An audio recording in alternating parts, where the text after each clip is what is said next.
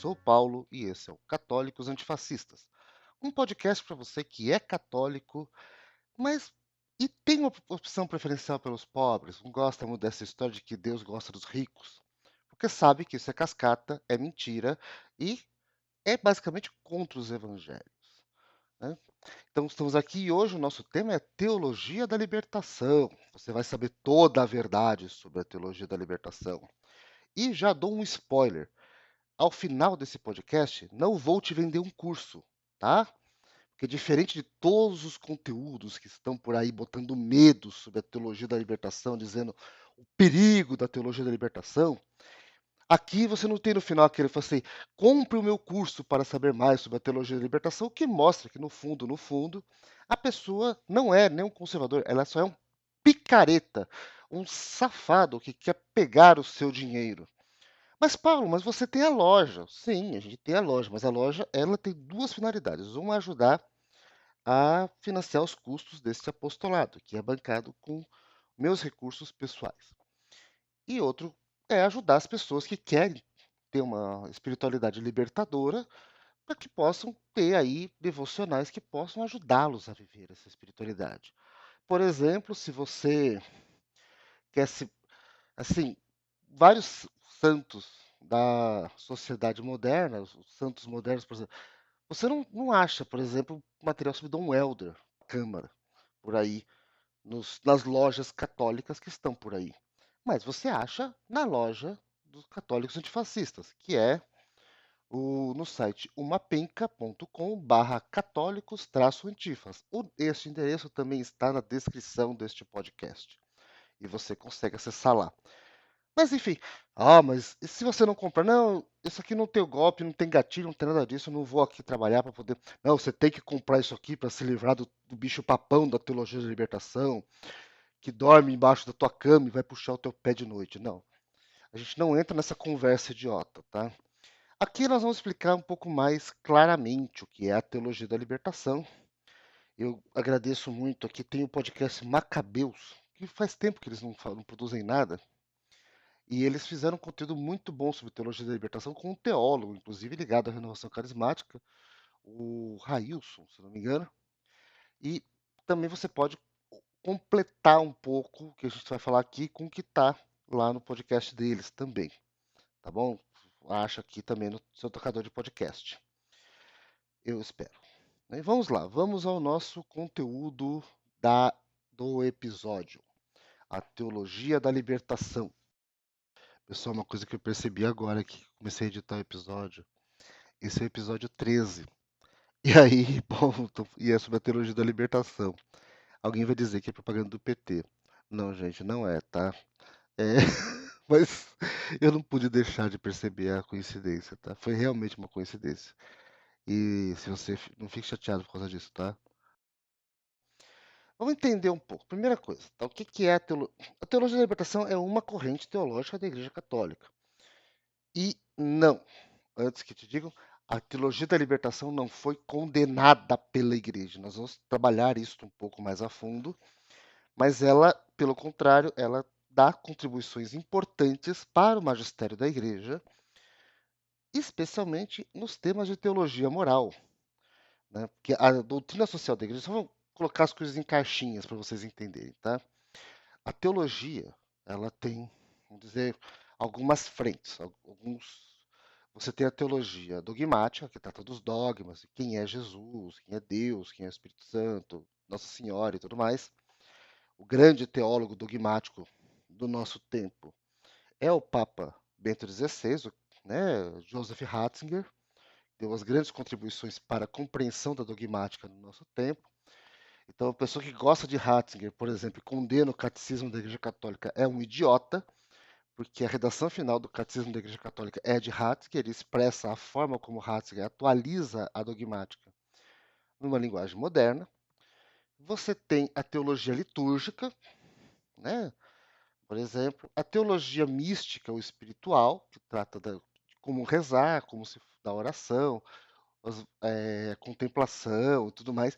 Geralmente, os grandes teólogos da área mística são teólogos, são geralmente pessoas como Santa Teresinha, né, Santa Faustina Kowalska, não são esses grandes pesquisadores, mas tem, por exemplo, Hans Urs von Balthasar, que é um grande expoente da teologia mística, da teologia espiritual, por exemplo, né. Na teologia litúrgica, você tem todo o movimento litúrgico, que no começo do século XX, que fez toda uma pesquisa sobre a liturgia e tudo mais. E você tem a teologia moral. Dentro da teologia moral, existe um subgrupo. Teologia moral trata dos temas dos mandamentos, do que é viver em Cristo, enfim, do que é certo, o que é errado, tá? Dentro da teologia moral tem um subgrupo que é a doutrina social da igreja.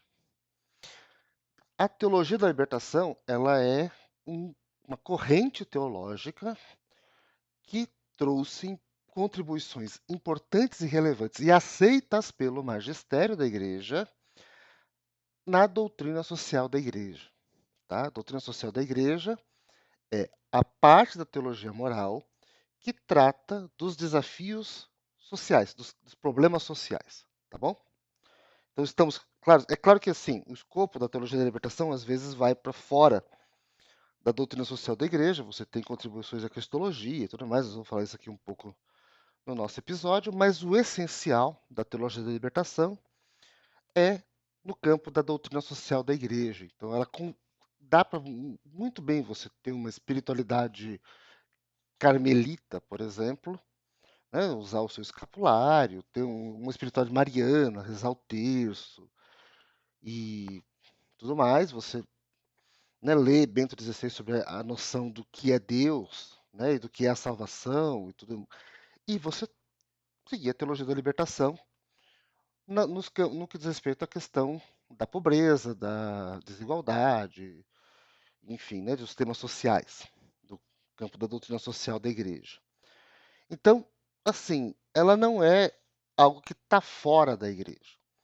Quem foi, não tem nenhum teólogo da libertação que tenha sido excomungado, por exemplo. Isso não existe.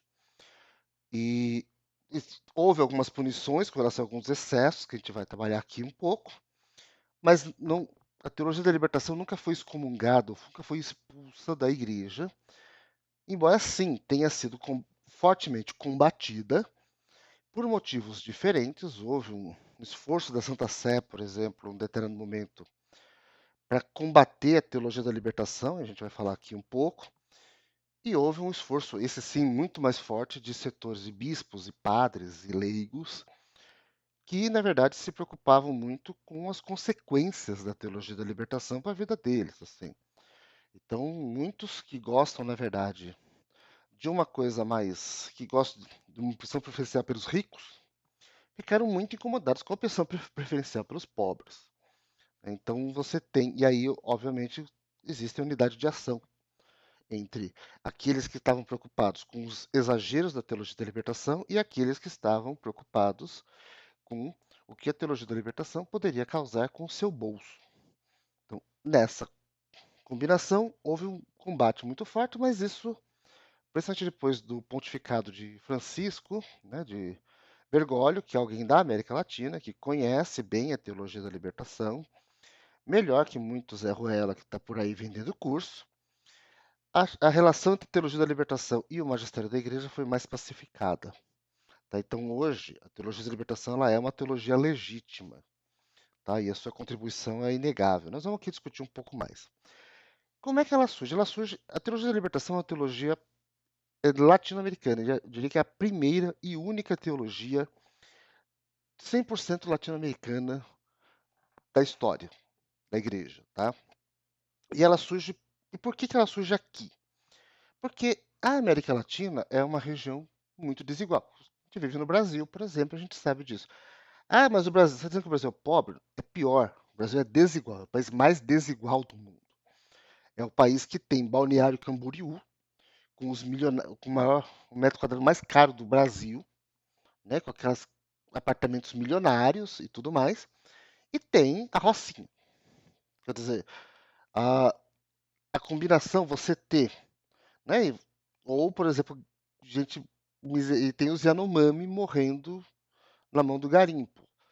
É essa desigualdade que define o Brasil e define a América Latina no século XX. É uma estrutura social extremamente desigual. E então e essa pobreza ficou muito forte, principalmente, né, com a industrialização e com assim, no século XX, ficou evidente, se tornou uma questão dura para a igreja.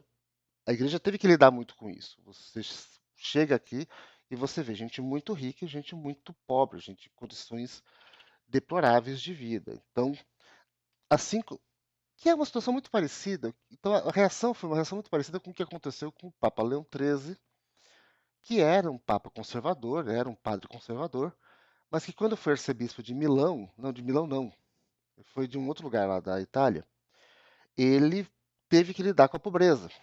Ele era de Roma, ele é da aristocracia romana, ele fez carreira na burocracia da igreja, mas antes dele se tornar papa, o Papa Pio IX nomeia ele arcebispo de uma cidade importante da Itália, e ali ele vê que os católicos estão vivendo na miséria, porque você tem uma concentração de renda muito forte, um monte de gente muito rica. E ele começa a fazer algumas iniciativas de microcrédito, algumas iniciativas ali de caridade, de apoio para os mais pobres e tudo mais. E quando ele se torna papa, ele vai escrever a Rerum Novarum, que é uma encíclica anticomunista, antissocialista, mas é uma encíclica que denuncia muito a concentração de renda na mão dos muito ricos, tá? A Rerum Novarum é uma encíclica contra os BBB, né? Bilionários, bancos e bets. Então, enfim, a gente algo muito parecido vai acontecer com padres, tanto os nascidos aqui na América Latina, quanto os que vêm em missão. Eles vão se ver de frente com uma situação de muita desigualdade, de muita violência. E aí você vai, na reflexão sobre isso, vai surgir uma teologia. Primeiro, um trabalho pastoral. Então, Dom Helder Câmara, por exemplo, é um dos pioneiros nessa frente, que começa a fazer projeto, por exemplo, de moradia popular no Rio de Janeiro, por meio como bispo auxiliar do Rio de Janeiro. Depois ele vai para Fortaleza e continua esse trabalho lá. Você tem outro. Então, o trabalho pastoral voltado para os mais pobres começa assim. E aí você vai tendo depois isso vai evoluindo para uma reflexão sobre isso, sobre a injustiça desta situação. E aí, junto com isso, tem o Concílio Vaticano II, que acontece de 1962 a 1965, que fala, né, você tem ali entre as 4 constituições do concílio, tem a Constituição Gaudium et Spes, Alegria e Esperança, que fala sobre a igreja no mundo moderno, e ela, né, amadurece essa questão do desafio que os problemas do homem no mundo são problemas de interesse da igreja. Então você vai ter o olhar para a questão da dignidade humana muito mais forte, já consolidado, quer dizer, da Rerum Novarum, você vai ter, depois Pio IX vai soltar esse 40º ano, e aí você tem o concílio, vem com a Gaudium et Spes, e com alguns outros documentos, reforçando o interesse da igreja, a preocupação da igreja com os problemas da humanidade. Então, a igreja é estimulada a olhar para a questão da dignidade humana. E aí, e aí você tem aqui no Brasil o começo das campanhas da fraternidade, que começam meio que com. A primeira campanha da fraternidade chama Lembre-se que você também é igreja. Então ela começa muito para trazer as pessoas para dentro da igreja, para dizer a igreja não é só hierarquia, a igreja é o povo de Deus e tudo mais, né? Enfatizando o papel dos leigos na igreja, mas aí ela aos poucos ela vai incorporando também os temas sociais, a questão da terra e tudo mais. E aí em 68 temos a Conferência Episcopal de Medellín, que é a segunda conferência episcopal do CELAM. A primeira é no final dos anos 50, acho que 55, se não me engano, no Rio de Janeiro, puxada pelo Dom Helder. Mas em 68 você tem uma conferência de Medellín que 68 é um ano bem agitado, né? Vamos lembrar tudo que aconteceu em 68. Em 68 nós temos no Brasil a passeata dos 100 mil e todo aquele ascenso estudantil que vai levar depois ao final ao AI-5, né? Enfrentando a ditadura militar. Nós temos nos Estados Unidos as manifestações contra a guerra do Vietnã e, e as manifestações até a marcha sobre Washington e tudo mais. Na França tem o Maio de 68, que é uma rebelião estudantil poderosíssima que coloca em xeque o próprio governo do Charles de Gaulle e toda a Quinta República Francesa. Você tem na Tchecoslováquia uma revolução contra o regime soviético propondo um socialismo com características humanas. Na China, você tem a Revolução Cultural, que foi um movimento extremamente violento, mas que se propunha a combater a burocracia do Partido Comunista e tal, puxado pelo líder do próprio partido, que era o Mao Tse-tung. Você tem a Guerra do Vietnã, que tem em que os Estados Unidos sofrem várias derrotas, né, dos Vietcongs. Então, quer dizer, 68 é um ano muito forte no mundo, muita coisa acontecendo no mundo, e tanto a esquerda quanto a direita, assim, você tem um grande desafio às autoridades. E a Conferência de Medellín, ela lança as bases do que seria a teologia da libertação, porque ela assume a injustiça social e defende que a libertação do ser humano ela tem que ser uma libertação integral, ela é uma libertação não só da alma, mas também do corpo, e fala que a questão da desigualdade é um clamor que subia aos céus. Tá? Ah, e aí, nesse movimento todo, você tem o nascimento da teologia da libertação nos anos 70, com o livro do Gustavo Gutierrez, com o nome Teologia da Libertação Perspectiva, que ele lança os princípios da teologia da libertação e coloca como lugar central a opção da teologia, de toda teologia feita na América Latina, a opção preferencial pelos pobres. Tá? O centro, e aí, o que a teologia da libertação vai propor?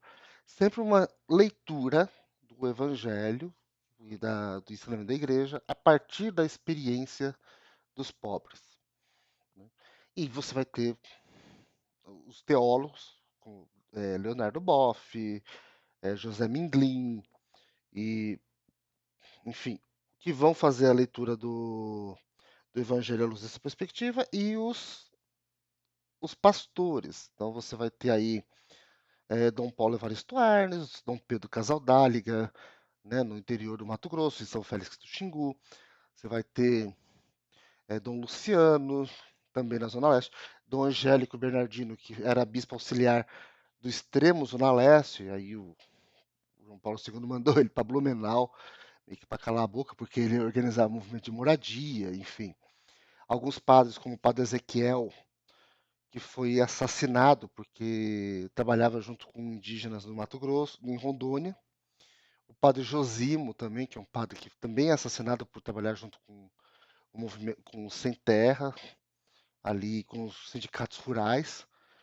E, enfim, toda essa mobilização que vai surgindo em torno da teologia da libertação. A grande questão da teologia da libertação vai ser exatamente incorporar a crítica social na leitura da Bíblia. Então você não. Ele vai ler, por exemplo, quando Jesus multiplica os pães. Então ele vai falar, ó, tá vendo? Porque a desigualdade ela é um pecado, porque Jesus está aqui partilhando, ele faz a gente de partilhar o pão, dividir o pão. E se as pessoas não partilham o pão, elas estão cometendo pecado. Então, assim, se tem gente passando fome, é porque não tem gente partilhando o pão. Então, é isso que vem ser a teologia da libertação. Ela incorpora um método muito fortalecido ali, muito difundido pela ação católica, que era o método do ver, julgar e agir. E, aliás, a ação católica tem um papel relevante também na estruturação das bases da teologia da libertação, porque ela tinha a principal movimento da ação católica especializada era a Juventude Operária Católica, então que juntava justamente os jovens que eram trabalhadores. Então você trabalha a espiritualidade católica dentro do ambiente do trabalho e com os desafios do trabalho, chefia e tudo mais, né? E aí você tem a grande experiência promovida pela teologia da libertação, vão ser as comunidades eclesiais de base. Porque um dos desafios do que a teologia da libertação começa a encarar é o ser católico na América Latina, uma região que tem muito pouco padre, tá? E que as paróquias são muito pobres. Então, qual é a grande proposta que vem? Assim, vamos construir comunidades em que os leigos se organizam e vivem, e vivenciam a espiritualidade a partir da base. Então, você tem desde as celebrações da palavra, então a missa sempre são é um pedaço da missa que não tem a consagração eucarística, mas que os próprios leigos podem fazer, e aí você, putz, porque assim, a realidade da Igreja Católica no meados do século XX era uma realidade em que você não tinha padre suficiente para chegar em todos os lugares. Então, o que eles propõem é vamos organizar a igreja de baixo para cima, vamos organizar as comunidades de base para que elas possam é, cumprir o papel que a hierarquia não consegue cumprir, porque você não tem padre suficiente para chegar nos lugares. Só que, ao mesmo tempo, você traz assim, essa metodologia do ver, julgar e agir para dentro das SEBs, e aí começa a falar assim, começa a discutir, por exemplo, a questão feminista, a mulher que está subordinada ao marido, a questão do trabalhador, putz, o trabalhador não consegue vir aqui para rezar porque ele tem que trabalhar uma jornada 6 por 1, né? Ele mal tem tempo para descansar. E aí como isso afeta a família? Putz, a família que não vê o pai direito, e a pobreza, e putz, pai e mãe tem que trabalhar porque tem que sustentar a família, não tem com quem deixar a criança. Toda essa reflexão vem na vivência das comunidades de base, né? Aí é óbvio que as comunidades de base vão desencadear vários movimentos sociais, vários movimentos de moradia, vários movimentos de bairro, vão se organizar a partir das comunidades de base. Isso vai ter um impacto. E estamos falando do ano 70, que é o auge da ditadura militar no Brasil. Sim, gente, é ditadura, tá? Que chama. Não é revolução, não é regime, é regime militar, mas não é, enfim, é ditadura. Teve golpe, tá? Vamos, não vamos mudar a história, não, porque isso é feio.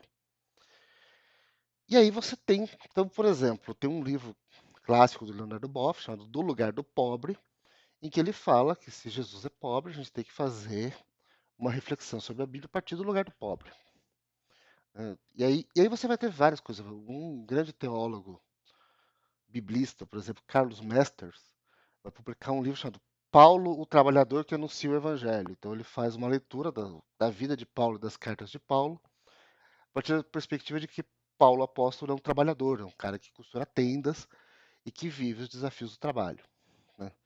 Então tem toda uma leitura que vai surgindo com essa perspectiva. Então, em tudo você, putz, aqui eu tenho que olhar a coisa a partir da experiência dos mais pobres. Isso dá problema, não preciso nem dizer, né? Quem conhece um pouquinho de Brasil, um pouquinho de América Latina, um pouquinho de política, sabe o quanto isso incomoda, né? As pessoas não querem saber.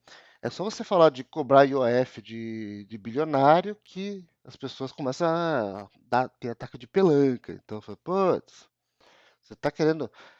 Aí começou aquela coisa assim, e aí começou um surto de. Eu lembro de uma situação em que tinha um presépio com uma estrela, a estrela de Belém, e aí falaram aí reclamaram porque estava fazendo propaganda do PT no presépio, porque a estrela do PT, a estrela do Belém, entendeu? Então as pessoas começaram a entrar nessa noia. Mas também teve uma assim, a coisa começou a ir para alguns caminhos, porque tinha alguns caras da teologia da libertação que abraçaram o marxismo como método e isso começou a levar para lugares meio complicados. Vou dar um exemplo, tá? Eu, quando era criança, tinha os padres comunianos publicavam as revistas Sem Fronteiras e Alô Mundo, e a gente assinava as duas em casa, tá? E aí tinha um padre chamado Teimo, que assinava uma análise de conjuntura política no final das revistas. E o texto do Teimo, quando caiu o Muro de Berlim, é um texto choroso de que precisamos recuperar a experiência da União Soviética, pelo amor de Deus, e tarará. Sendo que aquilo ali era um regime extremamente autoritário. Aliás, quem era de esquerda no Brasil nos anos 80, assim, que era do PT e tudo mais, não reivindicava aquela porcaria, não reivindica aquela porcaria, né? O regime soviético, que inclusive era um regime que perseguia cristãos, perseguia católicos, ortodoxos e tudo mais.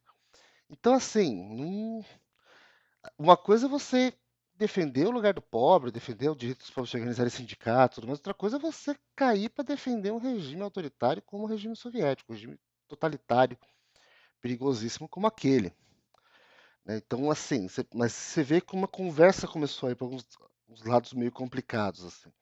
E a própria esquerda, ortodoxa, né, a esquerda marxista, via com desconfiança essa igreja militante, né? E também a relação nunca foi muito boa. E você tem algumas coisas tipo a Revolução na Nicarágua, a Revolução Sandinista na Nicarágua, ela envolve vários padres guerrilheiros, que, embora hoje o regime sandinista esteja perseguindo padres, expulsando padres e perseguindo a igreja dentro da Nicarágua, historicamente, o movimento sandinista ele era um movimento de católicos de esquerda, guerrilheiros. Em El Salvador, você vai ter uma guerrilha de libertação nacional organizada por padres, com padres que lutam na guerrilha. Então, em alguns casos, assim, você tem alguns extremos que a coisa foi. Mas é óbvio que a reação ela botou todo mundo no mesmo saco, né? E aí e ela une duas coisas diferentes, como eu falei no começo do episódio. Você vai ter alguns setores que vão ficar preocupados com os excessos. É o caso do próprio Papa João Paulo II, que vinha de uma experiência de viver no regime autoritário, ele é polonês, viveu na Polônia comunista. Então, obviamente que ele tinha um viés antimarxista, né, por questões óbvias, mas tinha um viés também pró uma igreja engajada, uma igreja que lutava contra a tirania e tudo mais. Então, então essa combinação leva ele para alguns caminhos um pouco de questionamento da teologia da libertação. E você tem, por exemplo, o Bento XVI, que, principalmente depois do concílio, ele entra numa lógica de tentar conciliar a modernidade da sua teologia, do pensamento moderno, com a defesa da fé dos mais simples. Então, o Bento XVI ele se posiciona contra vários movimentos de modernização da teologia que, na visão dele, ameaçavam aquilo que os fundamentos mais básicos da fé, tá? Ele não era contra a modernização da teologia, mas ele achava que precisava ter um certo limite ali.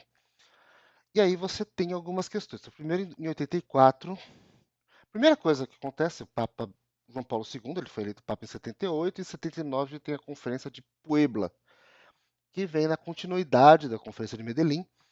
Ela reafirma os aspectos da Conferência de Medellín, mas o Papa vai à conferência e ele puxa a coisa. Ela é uma conferência mais tensa, ela é mais polêmica, e o que o Papa vai fazer é tentar falar assim, ó, gente, é importante sim a opção preferencial pelos. Ele afirma a opção preferencial pelos pobres como como algo fundamental da fé cristã, mas fala assim, mas gente, mas cair para o caminho de luta de classe, de marxismo e tal, fica meio complicado, né? Então, a Conferência de Puebla, ela tenta botar um limite na teologia da libertação. E aí, você vai ter em 84 a, uma instrução da Congregação para a Doutrina da Fé, na época sob o comando do cardeal Ratzinger, que depois tornou Papa Bento XVI, que vai é, questionar e vai, assim, meio que condenar alguns aspectos da teologia da libertação. Então, por exemplo, ele vai questionar o uso do método marxista como método teológico, tá? E aí eu vou fazer uma observação aqui. Ele diz, por exemplo, é, sob a influência de teorias de análise política, a teologia da libertação em seu conjunto e em suas diversas correntes se apoderou de noções e métodos que, ao contrário do que se pretende, são incompatíveis com uma visão cristã do homem e da sociedade. E aí, e também em outro momento fala assim: é sabido que o marxismo se caracteriza por uma visão totalitária do mundo, segundo a qual tudo deve ser reduzido à economia e à luta de classes, e que a história é o campo de batalha entre a burguesia e o proletariado. Então, por exemplo, ele condena o uso do marxismo como um método de análise teológica.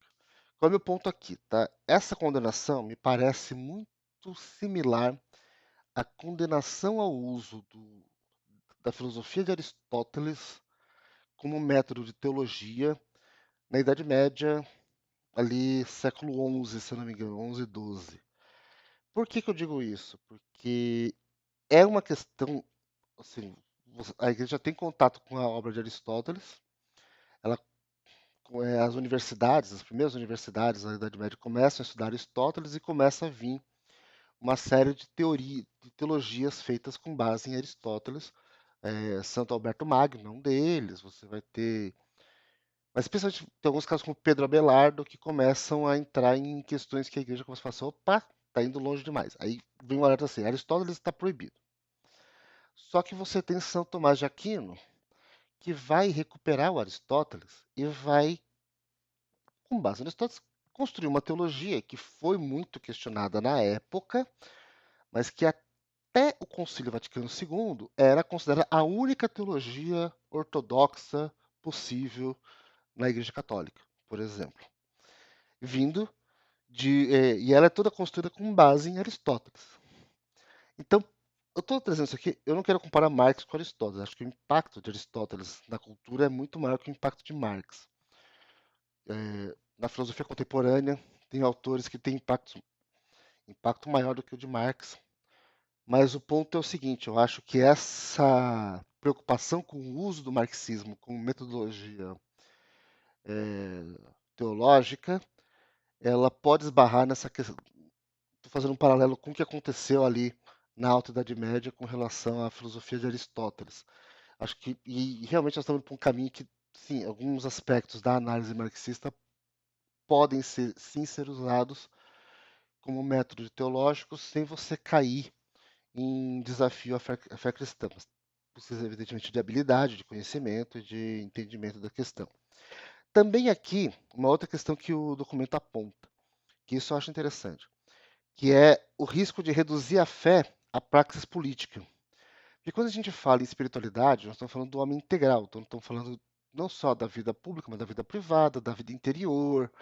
E aí que se você reduz toda a sua espiritualidade à mobilização política, e aí, né, ele fala assim, atribuir uma importância central à praxis, a teologia tende a reduzir a fé a uma praxis meramente política e o teólogo a um agente da transformação social. Isso é interessante, porque realmente esse risco existiu e tem um impacto prático já medido pela sociologia, que à medida que as pessoas ganhavam consciência política dentro da igreja, elas começavam a construir partidos e movimentos, e os partidos, o partido e os movimentos, o partido porque foi o PT, basicamente que nasce dessa reflexão, aqui no caso brasileiro, mas eles acabam absorvendo as pessoas e essas pessoas acabam se afastando da igreja.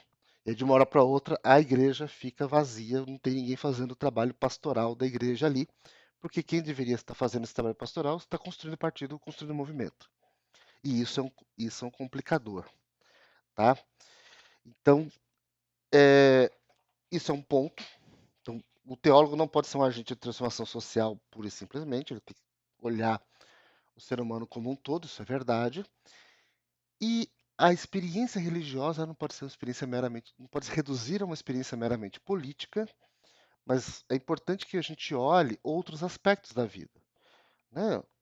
Por exemplo, a relação da família, internamente que acho que aí tem um campo imenso de libertação. É só pensar, por exemplo, em como os pais não estão sabendo lidar com os filhos adolescentes que os desafiam. Por exemplo, aí você tem um campo enorme de trabalhar a libertação. Eu falo isso como pai, como alguém que já foi filho também. E uma outra preocupação deles era você acabar negando, por exemplo, o papel da graça.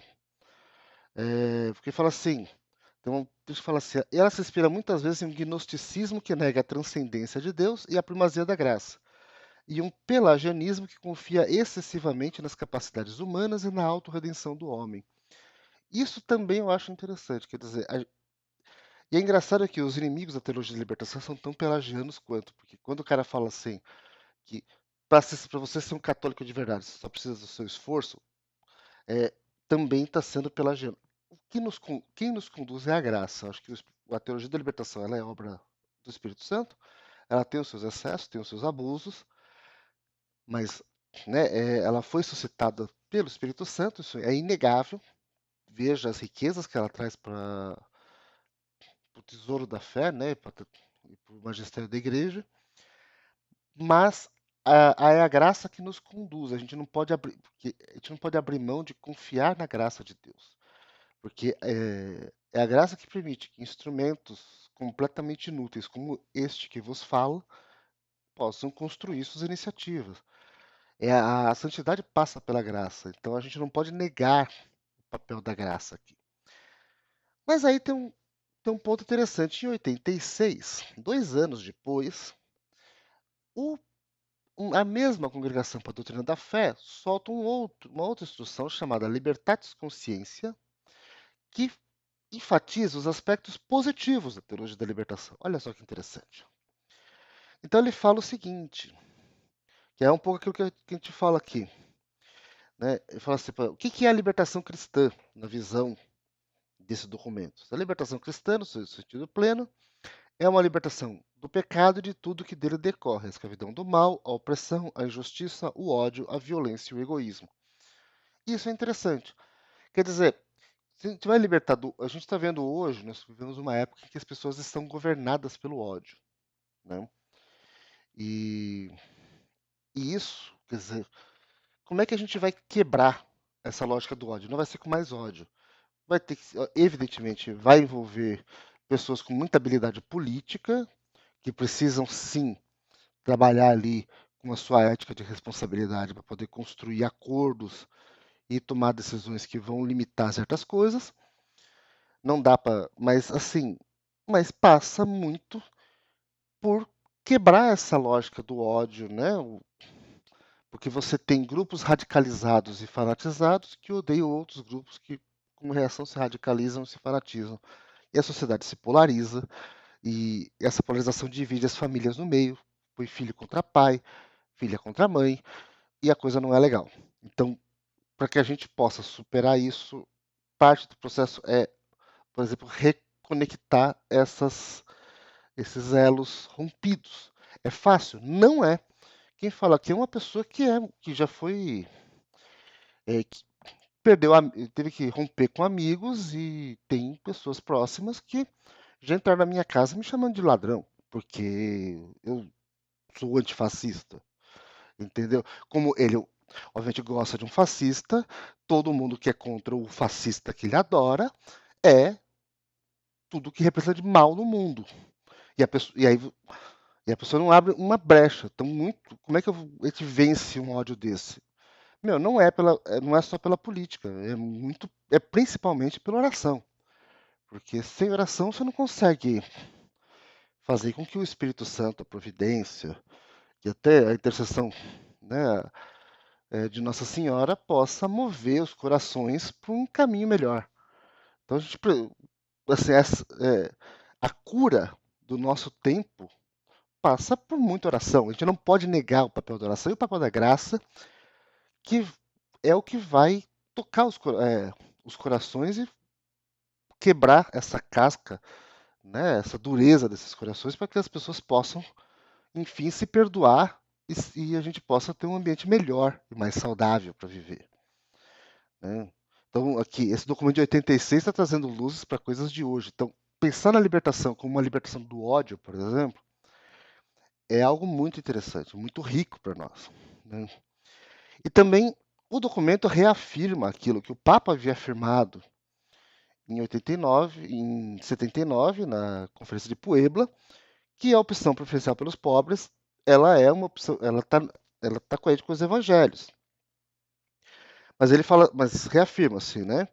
A opção preferencial pelos pobres não é um exclusivismo, nem uma particularidade, nem um sinônimo de partidarismo, mas uma expressão da caridade cristã que é universal e se dirige a todos. Sim, porque Deus opta por todos, a Igreja Católica, logo, né, católica universal, logo ela olha para todos, mas ela vai olhar com mais atenção, com preferência, né, Deus vai olhar com mais preferência para aqueles que mais precisam. Então ele vai olhar com preferência para os pobres. Então isso não significa botar pobres contra ricos, mas a gente precisa exortar os ricos de que eles também têm o seu compromisso social. Então não assim, noções aceleracionistas, noções transhumanistas, por exemplo, que mobilizam alguns dos bilionários do nosso tempo, são em essência anticontrárias ao evangelho. Essas pregações que falam que Deus odeia pobre, Deus gosta de rico, Jesus nunca foi pobre, não sei o quê, além de ser mentira, elas basicamente negam o evangelho, negam, e assim, como Jesus diz que ninguém pode servir a Deus e ao dinheiro, né? Essas pessoas fizeram a sua escolha. Elas não servem a dois senhores, servem a um senhor só.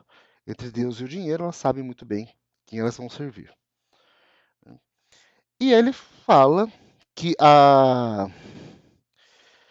assim, que a gente ele não nega a questão da ação social, mas né, ela fala, tem que ter uma relação, coloca como assim, a ação pela justiça e a participação na transformação do mundo, na medida em que toca o campo econômico e social, é uma dimensão fundamental da pregação do evangelho, ou seja, da missão da igreja. Então a igreja sim, os católicos sim têm que atuar na transformação do mundo.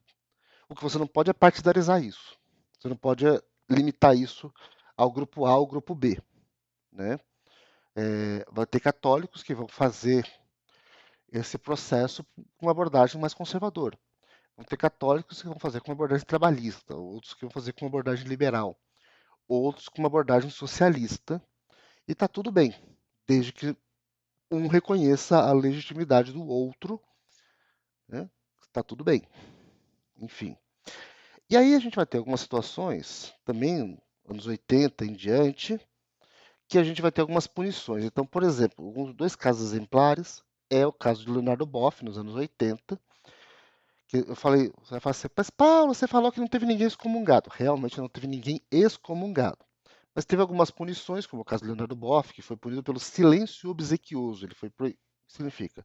Não pode dar aula de teologia, não pode escrever artigo de teologia, não pode fazer pronunciamentos de teologia por um certo período. Por quê? Porque um dos livros do Leonardo Boff chama-se Igreja, Carisma e Poder, e esse livro ele opõe a igreja hierárquica, a igreja dos padres, bispos e tal, a uma igreja carismática, que seria uma igreja dos pobres, uma igreja construída de baixo para cima, e ele meio que diz assim, e ele coloca, ele coloca uma espécie de luta de classes entre os leigos e a hierarquia, como se a hierarquia agisse tentando conter o carisma. Isso nem é tão marxista, tá? Mas Weber tem uma teoria que eu gosto muito, que é a teoria do carisma, da rotinização do carisma. E eu fiz um artigo no Substack sobre Pentecostes, sobre o Espírito Santo, em que eu falo sobre o conceito de carisma de Weber e como ele conversa com a ideia do Espírito Santo, que é como o Espírito Santo suscita profetas. Eu falo de Bourdieu e tal. Uma hora eu vou fazer um podcast sobre esse conteúdo também. Mas o que é legal desse texto, o que é interessante aqui, é que ele meio que coloca como se a burocracia da igreja, né, hierocracia, a hierarquia da igreja, né, os padres, bispos, como se fosse uma espécie de burocracia soviética, tá? Oprimindo ao que existe de realmente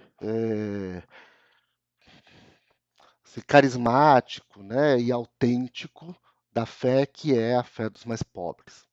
E aí qual foi a questão aqui? O que o Karl Ratzinger e a congregação questionaram? É que quando você vai para esse caminho, isso basicamente repete a crítica de Lutero e Calvino, né, e da Reforma Protestante, a ideia de você ter um clero. Então, e o que define, e o clero é uma das coisas que define a estrutura da igreja, que está presente na estrutura da igreja desde a origem. Quando você pega, eu já citei isso aqui no primeiro podcast, aqui, no primeiro episódio, e quando você pega a Didaquê, lá, que é um texto do primeiro século, da época dos apóstolos ainda, você já tem uma igreja organizada com padres, com presbíteros, bispos e diáconos, né? Então, e igrejas, né, estrutura de forma hierárquica. Então, o negar o valor dessa hierarquia, uma coisa é você questionar o papel da hierarquia e entender que essa hierarquia tem que ser mais, o peso burocrático dessa hierarquia tem que ser mais leve, ela não pode, né, limitar os carismas e tudo mais. Outra coisa é você dizer que a hierarquia é o mal, né? E aí, então, foi aí que a coisa pegou. E aí, e uma crítica também que eles fizeram foi que eles viam que a igreja, entendeu que o Leonardo Boff, ele via a igreja muito mais numa dimensão sociológica do que numa dimensão teológica sacramental. É claro que isso não é simples, tá? Porque a igreja tem as duas coisas. O ser católico, enquanto experiência humana, vai ter todas as características sociológicas possíveis e todos os desafios que a sociologia nos traz. Mas ele é também, ao mesmo tempo, uma expressão mística. A igreja, ela é o corpo místico de Cristo, ela, né, reúne a igreja militante que está no céu e tudo mais. E essas duas coisas convivem, e convivem de um jeito que tem contradições. E a gente precisa entender essas contradições porque elas levam a desafios, os desafios que levam alguns santos a serem perseguidos pela igreja. Entendeu? Os santos, tem muitos santos canonizados que foram perseguidos pela própria igreja. Tem Joana d'Arc que foi condenada pela Inquisição.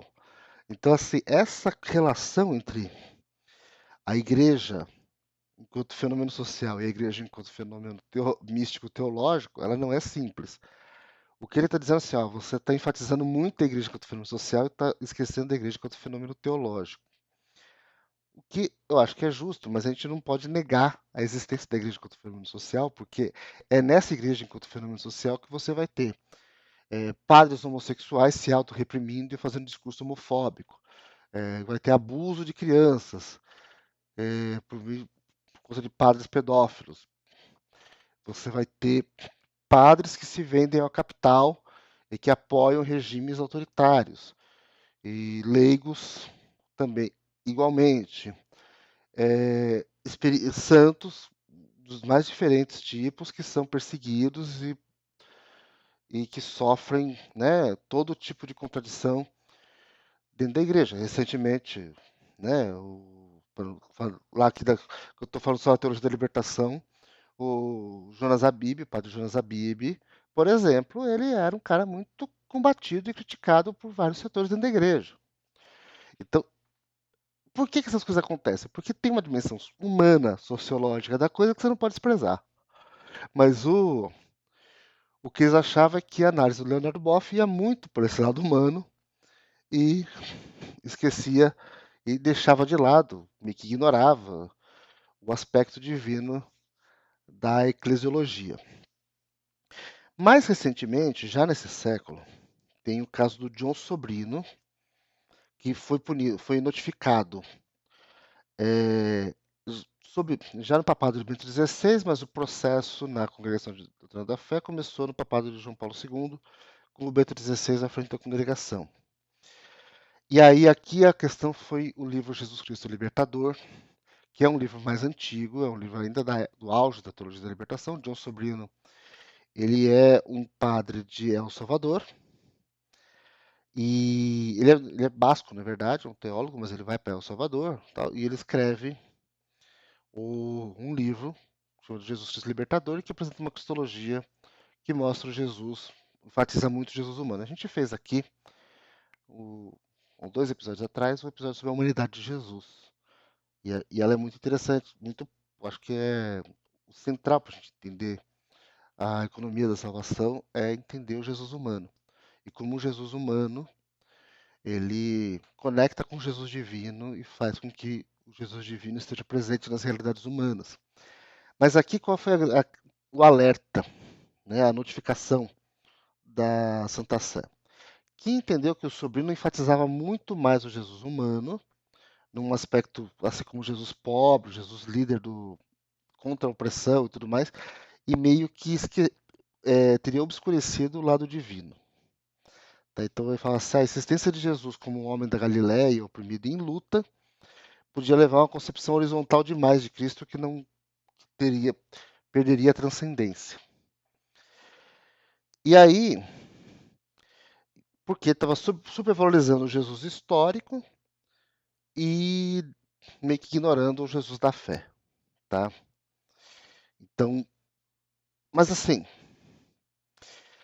a, então a gente tem esse questionamento e aí a partir dos anos 90, a teologia da libertação, primeiro ela passa por uma diminuição, muito por conta desses questionamentos e tudo mais.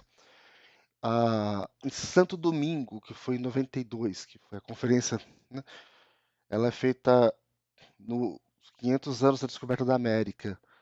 E ela é feita na cidade de Santo Domingo, lá na República Dominicana, que foi o primeiro lugar foi o lugar que Colombo chegou primeiro, em 1492. E aí o João Paulo II vende aquilo como 500 anos da evangelização das Américas, né? Meio que ignorando todas as contradições Não, ignorando não, porque ele pediu perdão pelos crimes que a igreja cometeu em relação aos índios, aos indígenas. Corrigir. Não se pode dizer índio. Índio é justamente por causa da bobagem que o Colombo fez, que achou que tinha chegado nas Índias, né? Mas com relação aos povos originários. Então o que acontece? Mas o documento de Santo Domingo ele tenta romper de vez com a teologia da libertação. Mas aí você tem, né, ao longo dos anos 90, uma redução forte da teologia da libertação. Mas a teologia da libertação ela nunca foi é, proibida de vez e ela acaba se transformando. A teologia da libertação, ela não deixa de ser produzida, não deixa de ser feita e ela continua, só que ela ganha novas faces. Em, no, em Aparecida, quando a gente tem, né, a Conferência de Aparecida em 2007, já com Bento XVI, ela retoma vários aspectos da, da teologia da libertação. Então, você tem ali uma abertura com o Papa, né? Então, por exemplo, você vai ter reafirmando várias coisas aqui, como por exemplo, o trabalho garante a dignidade e a liberdade do homem e é provavelmente a chave essencial de toda a questão social. E aí ele fala: o desemprego, a justa remuneração pelo trabalho, viver sem querer trabalhar são contrários ao desígnio de Deus. O discípulo e o missionário, respondendo a esse desígnio, promovem a dignidade do trabalhador e do trabalho, o justo reconhecimento de seus direitos e seus deveres, desenvolvem a cultura do trabalho, denunciam toda injustiça. Então, você tem uma reafirmação, né, de vários aspectos da teologia da libertação, numa linha que não nega a transcendência, numa linha menos radical, vamos dizer assim, do que foi feito em Medellín e Puebla. E aí, e por que eu estou falando do documento de Aparecida aqui? Tá? O documento de Aparecida vai trazer a questão ecológica e tudo mais, porque a redação final do documento de Aparecida foi feita pelo arcebispo de Buenos Aires, que foi o chefe da comissão de sistematização da Conferência de Aparecida, que era o Dom Jorge Mário Bergoglio, e aí você já sabe onde eu estou chegando, que se tornou o Papa Francisco. E o papado do Francisco, o magistério do Papa Francisco, é um magistério que bebe da teologia da libertação, tá? Dessa teologia da libertação já, assim, distante dessa linha mais radical. Então, ele recebe o Leonardo Boff e o Gustavo Gutierrez lá, ele meio que pacifica a relação da Igreja e a Teologia da Libertação, e você vai ter a ideia da igreja em saída, da igreja que olha para as periferias, né? Então, a parte social e pastoral do Papa Francisco é uma pastora é um magistério muito influenciado pela teologia da libertação. Ele vai trazer também para o magistério um tema importantíssimo da que a gente vai fazer um episódio só sobre isso, que é a teologia do meio ambiente, que está presente em Bento XVI, mas com Francisco ganha um outro patamar. Bento XVI via a questão ambiental como uma questão também chave, tanto que ele foi o cara que fez a conversão de toda a energia do Vaticano para energia solar, enfim. Mas o Papa Francisco vai ter a Laudato Si, que é o grande magistério sobre a questão ambiental, né? O Sínodo da Amazônia e tudo mais. E tem uma outra contribuição que vai vir, um outro desdobramento da teologia da libertação, que é a filosofia da libertação, que já são os caras que vão olhar vão pegar a hermenêutica da teologia da libertação e vão produzir, não teologia, mas filosofia, que é o grande cara dessa linha, o Henrique Dussel. Henrique Dussel é originalmente um teólogo da libertação, mas ele, nos anos 90, ele é um argentino que é professor da Universidade Nacional Autônoma do México, viveu no México até morrer. Ele ele vai produzir uma filosofia da libertação, que é uma filosofia dessas filosofias decoloniais, né, que falam, mas que é interessante que ele faz uma crítica à modernidade, mas não numa ideia de pós-modernidade, né? Que ele entende a modernidade como um, um sistema político-econômico que surge a partir da colonização da América. Então, na perspectiva de condenar de ser contra a colonização, então ele propõe uma nova modernidade, né, uma transmodernidade, que é a modernidade decolonial, modernidade, né, sem essa relação centro-periferia. Ela conversa muito com a teoria da dependência, principalmente a teoria da dependência marxista, vamos dizer assim, e ele propõe uma ética da libertação, que é uma ética é, que procura afastar da lógica da exploração para uma lógica da colaboração, da solidariedade. Então, quer dizer, em práticas políticas, econômicas, pedagógicas, religiosas e até mesmo eróticas, nós temos que procurar sair de uma lógica de opressão e substituir por uma lógica de solidariedade. Enfim. É... E aí, enfim, o que a gente tem? Só para a gente concluir aqui, só para você entender. Então, a teologia da libertação é uma teologia que nasce da experiência da igreja na pobreza latino-americana, mas que continua sendo uma grande fonte para o magistério sobre os temas, principalmente as questões sociais.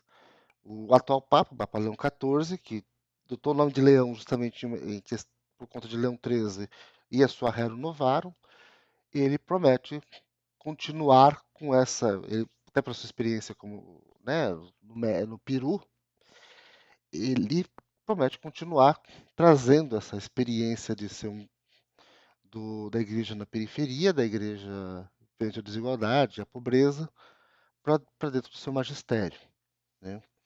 E aí, enfim. Então, é isso a teologia da libertação. Não tem nenhum curso, não tem nada perigoso. Oh, meu Deus, qual é o grande perigo da teologia da libertação? Quem faz isso, a gente quer vender curso, é vagabundo que quer vender curso. Mas, Paulo, você acabou de falar que o ódio está separando as pessoas e tal. Mas combater o ódio não significa você panaca perante gente safada que está explorando o medo das pessoas para vender curso, entendeu? Quer vender curso, vai procurar outra freguesia, o Zé Mané. Enfim.